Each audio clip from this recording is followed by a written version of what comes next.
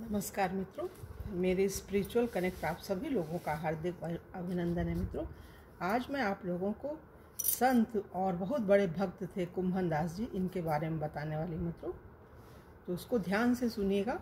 ये जो कुंभन दास जी थे, इनको ये भगवान कृष्ण को अपना सखा मानते थे। सखा रूप में उनको भगवान को पूजते थे, भगवान की भक्ति करते थे। बड़े ही विरक्त संत थे और गृहस्थ भी थे, इनकी शादी भी हुई थी, लेकिन उनके अंदर विरक्ति का भाव बहुत ज़्यादा था मित्रों। तो ये चीज़ है।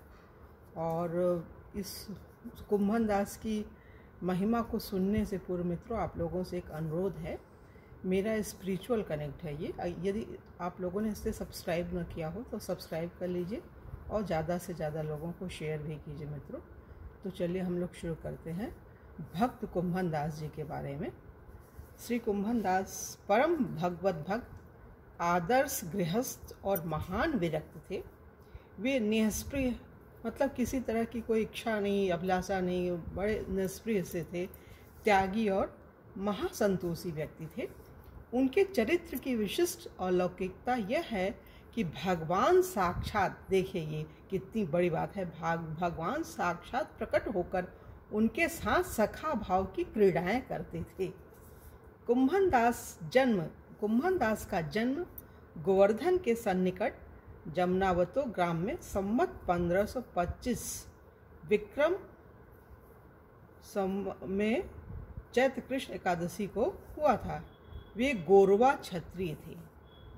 उनके पिता एक साधारण श्रेणी के व्यक्ति थे, खेती करके जीविका चलाते थे। कुंभन दास ने भी पैतृक वृत्ति में ही आस्था रखी और किसानी का जीवन ही उन्हें अच्छा लगा।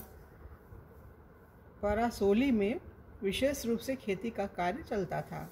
उन्हें पैसे का अभाव आजीवन खटकता रहा, पर उन्होंने किसी के सामने हाथ नहीं पसारा। भगवत भक्ति ही उनकी संपत्ति थी। भगवान की भक्ति को वही वो सर्वश्रेष्ठ समझते थे। उनका कुटुंब बहुत बड़ा था, खेती की आय से ही उसका पालन करते थे। महाप्रभु वल्लभाचार्य जी उनके दीक्षा गुरु थे।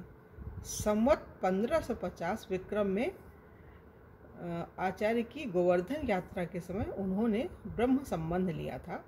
उनके दीक्षा काल के 15 साल पूर्व श्रीनाथ जी की मूर्ति प्रकट हुई थी। आचार्य की आज्ञा से वे श्रीनाथ जी की सेवा करने लगे। नित्य नए पद गाकर सुनाने लगे। पुष्टि संप्रदाय में सम्मिलित होने पर उन्हें कीर्तन की ही सेवा दी गई थी। कुंभन दास भगवत कृपा को ही सर्वोपरि मानते थे। बड़े से बड़े घरेलू संकटों में भी वे अपने आस्था पद से कभी विचलित नहीं हुए। श्रीनाथ जी के श्रृंगार संबंधी पदों की रचना में उनकी विशेष अभिरुचि थी। एक बार श्री वल्लभाचार्य जी ने उनके युगल लीला संबंधी पद से प्रसन्न होकर कहा था कि तुम्हें तो निकुंज लीला के रस की अनुभूति हो गई। कुंभन दास महाप्रभु की कृपा से गदगद होकर बोल उठे कि मुझे तो इसी रस की मतलब एकदम बहुत ज़्यादा आवश्यकता है, नितांत आवश्यकता है इस रस की। महाप्रभु वल्लभाचार्य के लीला प्रवेश के बाद कुंभन दास गोसाई विट्ठल नाथ के संरक्षण में रहकर भगवान का लीला गान करने लगे। विट्ठल नाथ जी महाराज की उन पर बड़ी कृपा थी। वे मन ही मन उनके निर्लोभ जीवन की सराहना किया करते थे। संवत 1602 विक्रम संवत में अष्टछाप के कवियों में उनकी गणना हुई। बड़े बड़े राजा महाराज आदि कुंभन दास का दर्शन करने में अपना सौभाग्य मानते थे। वृंदावन के बड़े बड़े रसिक और संत महात्मा उनके सत्संग की उत्कट इच्छा किया करते थे। उन्होंने भगवत भक्ति का यश सदा अक्षुण्ण रखा। आर्थिक संकट और दीनता से उसे कभी कलंकित नहीं होने दिया। आर्थिक संकट और दीनता से उसे कभी कलंकित नहीं होने दिया। एक बार श्री विट्ठलनाथ उन्हें अपनी द्वारिका यात्रा में साथ ले जाना चाहते थे। उनका विचार था कि वैष्णवों की भेंट से उनकी आर्थिक परिस्थिति सुधर जाएगी। कुंभन दास श्रीनाथ जी का वियोग एक पल के लिए भी नहीं सह सकते थे, पर उन्होंने गोसाई जी की आज्ञा का विरोध नहीं किया। वे गोसाई जी के साथ अप्सरा कुंड तक ही गए थे कि श्रीनाथ जी के सौंदर्य स्मरण से उनके अंग अंग सिहर उठे। भगवान की मधुर मधुर मंद मुस्कान की ज्योत्सना विरह अंधकार में थिरक उठी।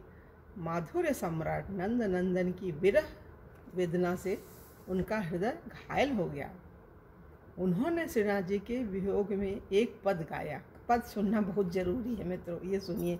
केते दिन जू गए बिनु देखें, केते दिन जू गए बिनु देखें, तरुण किशोर रसिक नंद नंदन, कछुक उठति मुख रेखें, वह शोभा वह कांति बदन की कोटिक चंद विसेखें, वह चितवन वह हास मनोहर वह नटवर वपु भेखें, श्याम सुंदर संग मिली खेलन की आवत हिये अपेखें, कुंभन दास लाल गिरधर बिनु जीवन जन्म अलेख है। श्री गोसाई जी के हृदय पर उनके इस विरह गीत का बड़ा प्रभाव पड़ा। वे नहीं चाहते थे कि कुंभन दास पल भर के लिए भी श्रीनाथ जी से अलग रहें। कुंभन दास को उन्होंने लौटा दिया। श्रीनाथ जी का दर्शन करके कुंभन दास स्वस्थ हुए। एक बार अकबर की राजसभा में, ये सुनिए मित्रों, एक बार अकबर की राजसभा में एक गायक ने उनका पद गाया। बादशाह ने उस पद से आकृष्ट होकर कुंभन दास को फतेहपुर सीकरी बुलाया। पहले तो कुंभन दास जाना नहीं चाहते थे, पर सैनिक और दूतों का विशेष आग्रह देकर वे पैदल ही चले। श्रीनाथ जी के सभा सदस्यों को अकबर का ऐश्वर्य 2 कौड़ी का लगा। कुंभन दास की पगड़ी फटी हुई थी, तनिया मैली थी। वे आत्मग्लानि में डूब रहे थे कि किस पाप के फलस्वरूप उन्हें इनके सामने उपस्थित होना पड़ा। बादशाह ने उनकी बड़ी आवभगत की, पर कुंभन दास को तो ऐसा लगा कि किसी ने उनको नरक में ला खड़ा कर दिया है। वे सोचने लगे कि राजसभा से तो कहीं उत्तम व्रज है जिसमें स्वयं श्रीनाथ जी खेलते रहते हैं, अनेक क्रीड़ाएं करते रहते हैं। अकबर ने पद गाने की प्रार्थना की। कुंभन दास तो भगवान श्री कृष्ण के ऐश्वर्य और माधुर्य के कवि थे। उन्होंने पदगान किया। सुनिए मित्रों इसको। भगत को कहा सीकरी काम, बोल रहे हैं भगत को कहा फतेह पर सीकरी काम। ये चीज, भगत को कहा सीकरी काम, आवत जात पन्हैया टूटी, बिसरी गयो हरिनाम, जाको मुख देखें दुख लागे, ताको करनो पड़ो प्रणाम, कुंभन दास लाल गिरधर बिनु और सब है बेकाम। बहुत अच्छी चीज़ है मित्रों, अर्थ तो समझ ही गए होंगे, सरल है, क्या बताना है। बादशाह सहृदय थे। उन्होंने आदरपूर्वक उनको घर भेज दिया। संवत 1620 विक्रम में महाराज मानसिंह व्रज आए थे। उन्होंने वृंदावन के दर्शन के बाद गोवर्धन की यात्रा की, श्रीनाथ जी के दर्शन किए। उस समय मृदंग और वीणा के साथ कुंभन दास जी कीर्तन कर रहे थे। राजा मानसिंह उनकी पदगान शैली से बहुत प्रभावित हुए। वे उनसे मिलने जमुनावतों गए। कुंभन दास की दीनहीन दशा देखकर वे चकित हो गए उठे। कुंभन दास भगवान के रूप चिंतन में ध्यानस्थ थे। आँख खुलने पर उन्होंने भतीजे से आसन और दर्पण मांगे। उत्तर मिला कि आसन पड़िया खा गई, दर्पण भी पी गई, दर्पण भी पी गई। आशा यह था कि पानी में मुख देखकर वे तिलक करते थे। महाराजा मानसिंह को उनकी निर्धनता का पता लग गया। उन्होंने सोने का दर्पण देना चाहा। भगवान के भक्त ने अस्वीकार कर दिया। मोहरों की थैली देनी चाहिए, विश्वपति के सेवक ने उसकी उपेक्षा कर दी। चलते समय मानसिंह ने जमुनावतो गांव कुंभन दास के नाम करना चाहा, पर उन्होंने कहा कि मेरा काम तो करील के पेड़ और बेर के वृक्ष में ही चल जाता है। राजा मानसिंह ने उनकी निष्पृहता और त्याग की सराहना की। उन्होंने कहा कि माया के भक्त तो मैंने बहुत देखे हैं, पर वास्तविक भगवत भक्त तो आप ही हैं। वृद्धावस्था में भी कुंभन दास नित्य जमुनावतों से श्रीनाथ जी के दर्शन के लिए गोवर्धन आया करते थे। एक दिन संकर्षण कुंड पर आन्योर के निकट वे ठहर गए। अष्टछाप के प्रसिद्ध कवि चतुर्भुज दास जी उनके छोटे पुत्र साथ थे।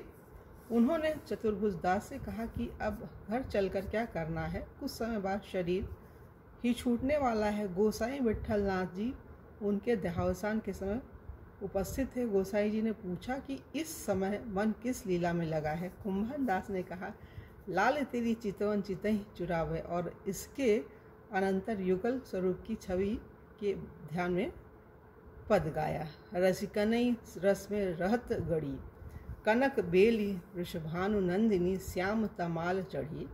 बिहरत श्री गिरिधरन लाल संग कोने पाठ पढ़ी। कुंभन दास प्रभु गोवर्धन धर रति रस केली बढ़ी। उन्होंने शरीर छोड़ दिया। गोसाई जी ने करुण स्वर से श्रद्धांजलि अर्पित की कि ऐसे भगवदी अंतर्ध्यान हो गए, अब पृथ्वी पर सच्चे भगवत भक्तों का तिरोधान होने लगा है। वास्तव में कुंभन दास जी निःस्पृहता के प्रतीक थे, त्याग और तपस्या के आदर्श थे, परम भगवती और सीधे साधे गृहस्थ थे।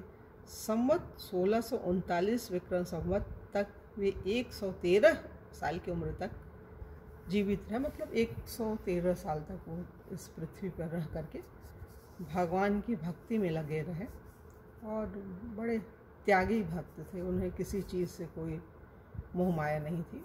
वो अपने जो भगवान ने दिया था उसमें संतुष्ट थे और भगवान की भक्ति में ही लगे रहते थे। मतलब तो यहाँ पे ये कुंभन दास जी की महिमा वाला वीडियो ये पूरा हो रहा है मित्रों। और कल की वीडियो में आप लोगों से पुनः मिलेंगे, किसी और भक्त के बारे में बात करेंगे। तब तक के लिए जय हिंद, जय भारत। ओम शांति, ओम शांति, ओम शांति।